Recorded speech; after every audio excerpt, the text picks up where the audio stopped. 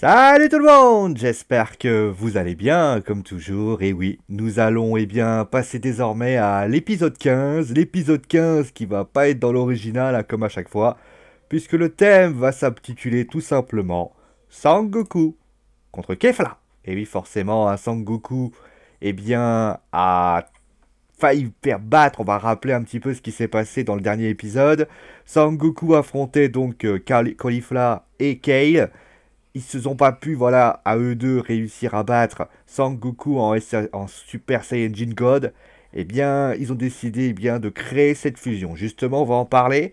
On va parler bien sûr de plusieurs points. On va parler bien sûr du combat. On va également parler, comme à chaque fois, on va parler également de la fusion des Pantalas. Comment ça a été un petit peu mis en place. Et enfin, bien évidemment, on terminera avec l'épisode 116, puisqu'il y a, un événement qui a eu lieu. Et pour une fois, bravo à la Toei Animation de n'avoir pas, entre guillemets, spoilé l'épisode 116 qui aurait quand même un petit peu fait gâcher le plaisir. Bon, en tout cas, donc, on va commencer comme d'habitude avec le titre qui s'intitulait donc, voilà, Goku contre Kefla, le Super Saiyajin Blue vaincu, encore une fois un spoil.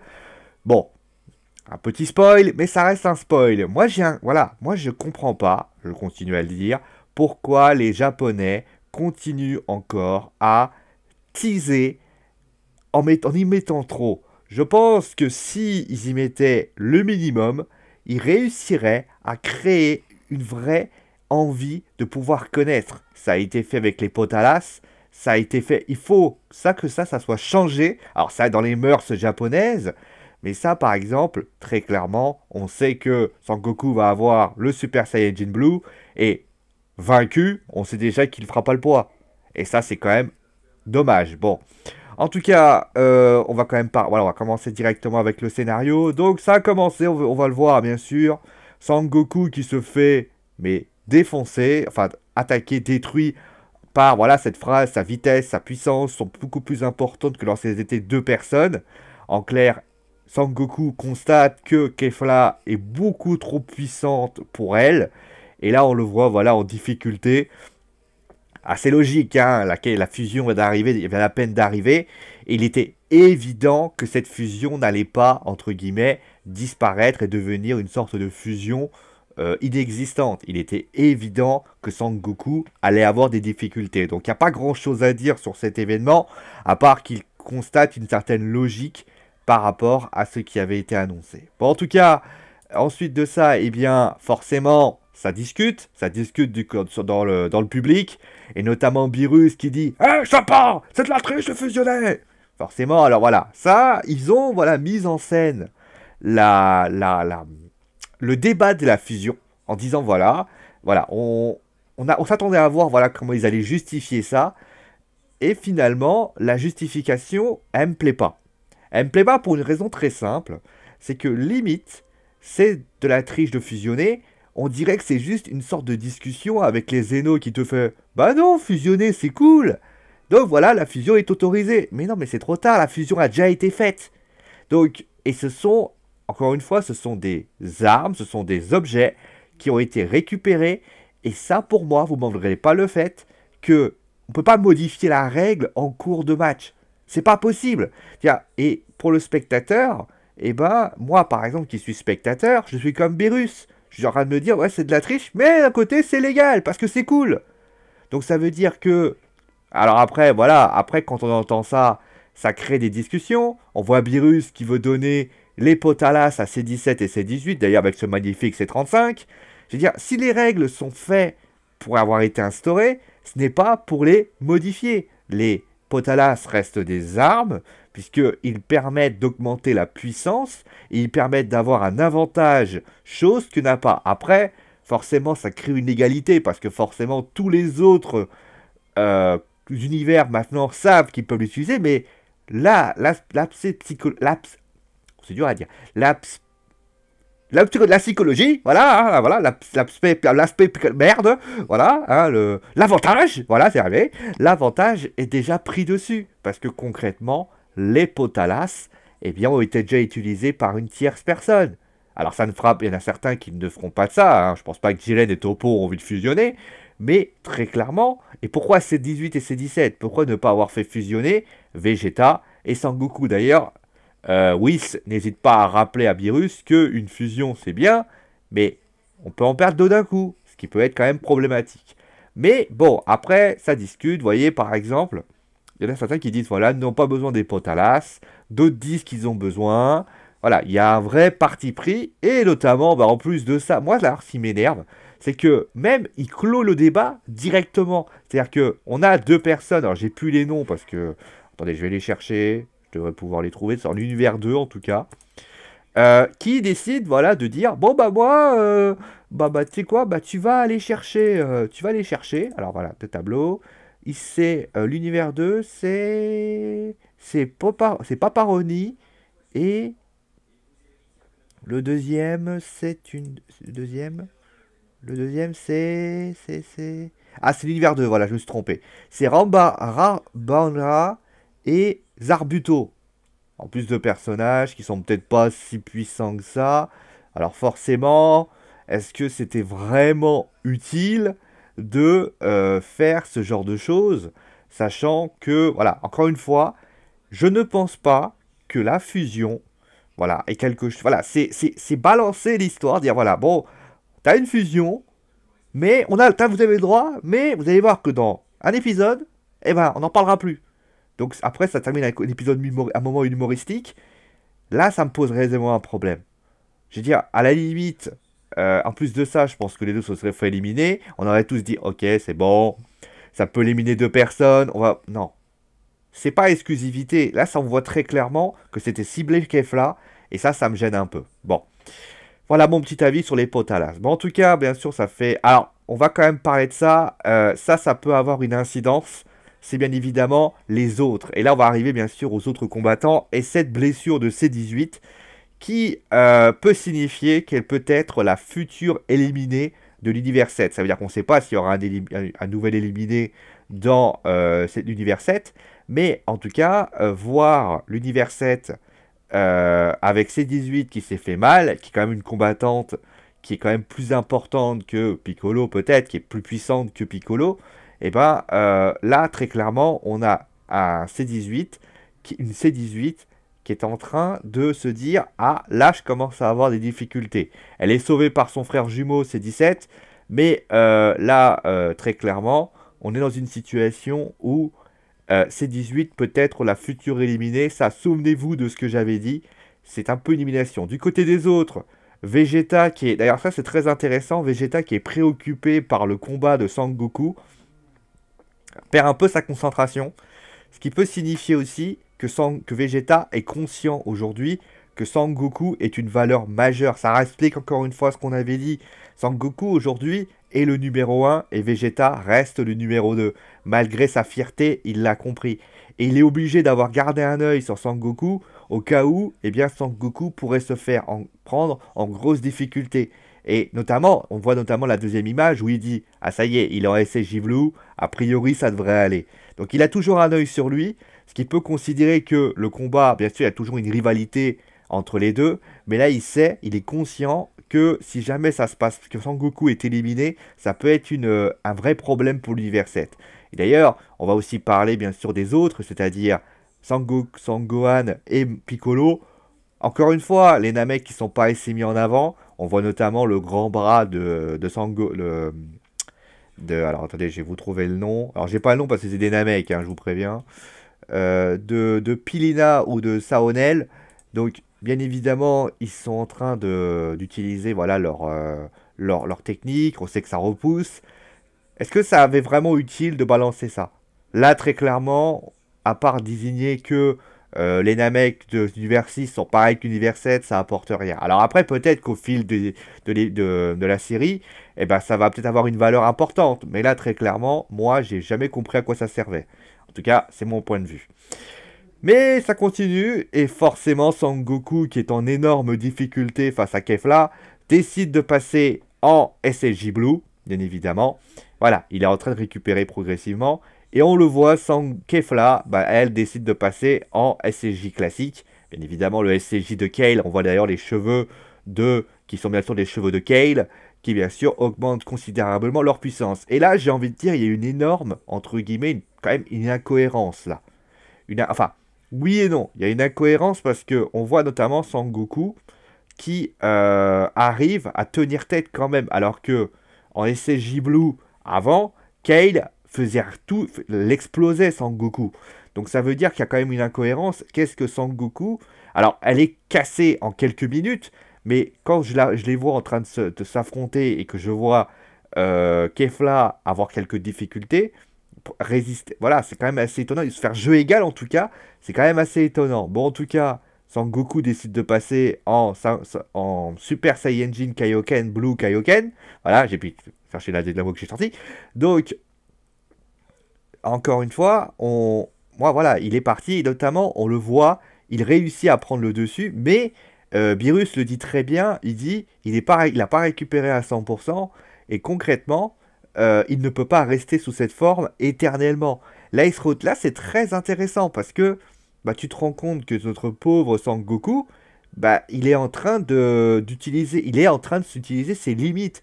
Il est un peu comme le combat entre Sangoku et Vegeta de DBZ, où il est dans une situation où il se dit, bah, si jamais je me donne pas à 100%, d'ailleurs il le dit, au bout d'un moment, il va perdre le combat. Donc, il est obligé de passer en SSJ Blue Kaioken parce qu'il n'a pas le choix. Et au risque de tout perdre au final. Et justement, là, à ce moment-là, bah, il se prend le coup de pied. Et là, c'est très intéressant. Là c'est très intéressant.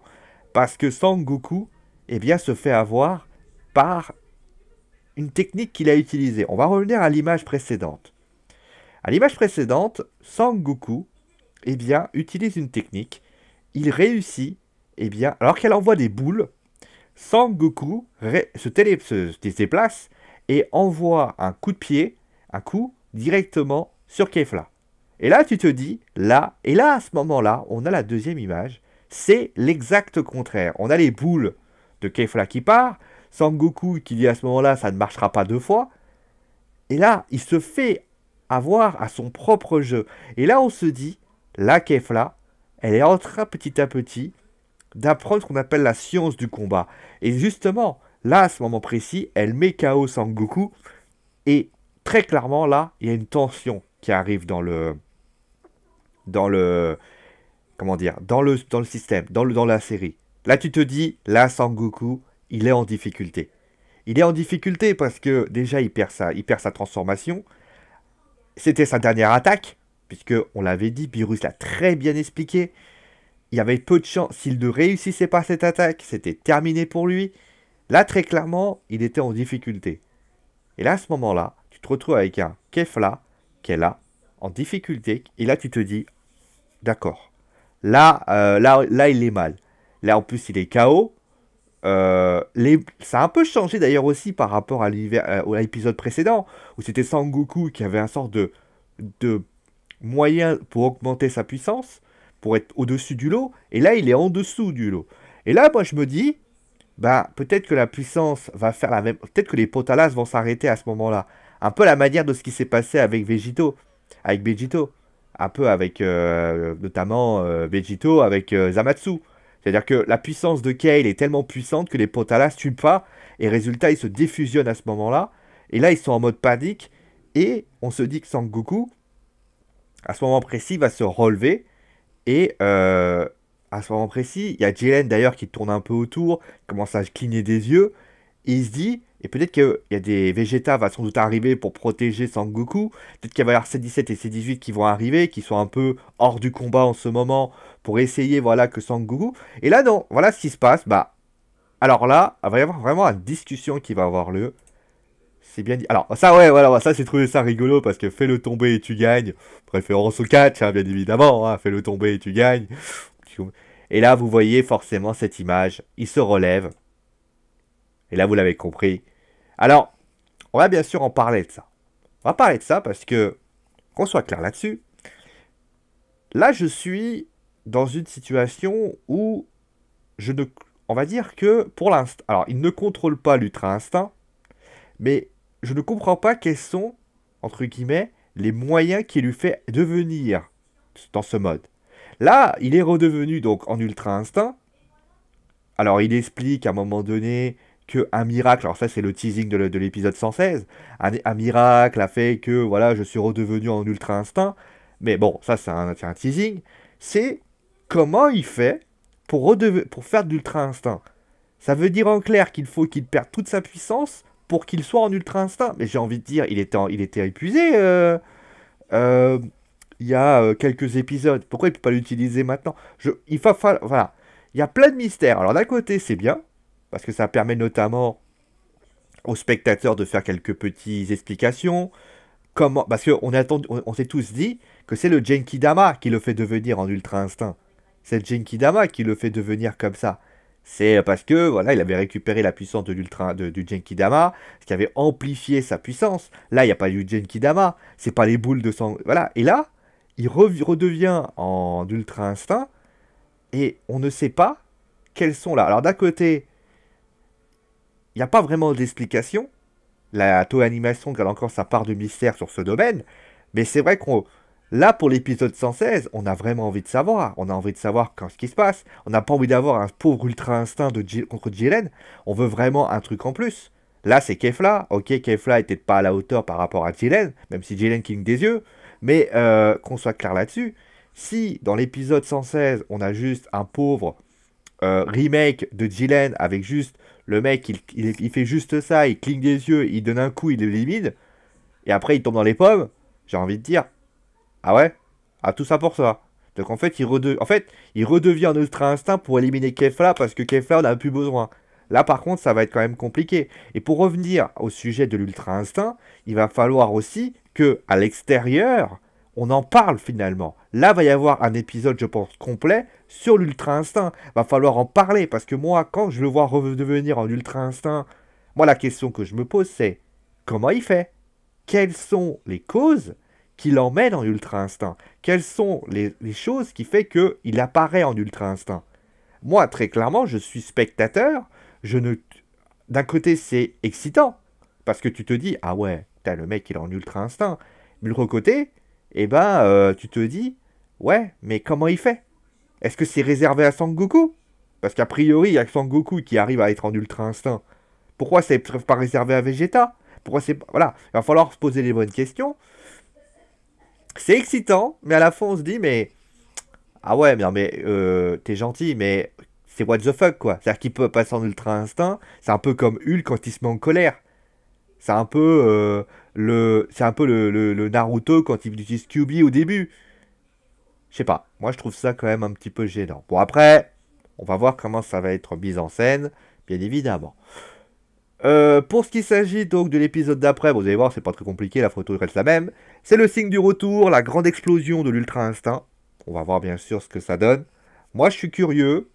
En tout cas, l'Ultra Instinct qui revient... Ah oui d'ailleurs, notez, l'Ultra Instinct qui revient si vite. Je suis quand même un peu étonné. Je m'attendais vraiment à ce qu'elle revienne bien plus tard. Bon, après, reste à savoir notamment ce que ça va donner. Mais si l'Ultra Instinct est utilisé pour éliminer Kefla, après on va éliminer un tel. Si c'est un peu la dernière force physique de Sangoku, à chaque fois pour éviter qu'il se fasse éliminer, ça peut vite devenir gênant. Bon, après, on verra. Ça, c'est que des suppositions, je n'affirme rien. Bon, en tout cas, voilà un petit peu. Donc, bon épisode, honnêtement, l'épisode sympa. Un épisode, voilà, où très clairement on continue, on monte crescendo. C'est un épisode de transition, hein, comme toujours. Euh, Il y avait un, voilà, ils n'ont pas trop teasé sur cet épisode-là, notamment avec l'Ultra Instinct, ils l'ont gardé sous le coin de la poche, ça c'est bien, enfin, j'ai envie de dire. Mais en tout cas, moi, l'épisode, moi j'ai bien aimé, j'ai trouvé ça intéressant. Oui, je sais, il y a un petit bout qui dépasse, j'ai pas vu, ah, ça arrive à tout le monde. Donc, en tout cas, moi j'ai bien aimé l'épisode, je trouvais l'épisode assez sympa. Transition, donc faut pas en demander trop. Mais en tout cas, moi j'ai beaucoup aimé l'épisode, et j'espère, voilà, en tout cas que cet épisode vous l'avez aimé. N'hésitez pas d'ailleurs à me dire cet épisode vous l'avez aimé, vous l'avez pas aimé, qu'est-ce que vous avez aimé. N'hésitez pas d'ailleurs à me dire si vous trouvez logique que les Potalas aient été justifiés comme ça. Dites-moi voilà ce que vous en pensez. Moi en tout cas, moi je peux vous dire, j'ai donné mon avis. Alors bien évidemment, c'est qu'un avis purement consultatif, c'est pas l'avis l'avis de tout le monde. Vous avez le droit de pas être d'accord. En tout cas, moi, je vous remercie bien sûr d'avoir suivi cette émission. Oui, je me frotte l'œil parce que je dois avoir un truc dans l'œil, je suis désolé. Pour ceux qui l'entendent, ça a été désagréable. En tout cas, moi, je vous fais des gros bisous et je vous dis bien sûr à très vite pour un nouvel review. Donc la semaine prochaine, nouvelle review et le combat Ultra Instinct. Allez, gros bisous tout le monde et ciao!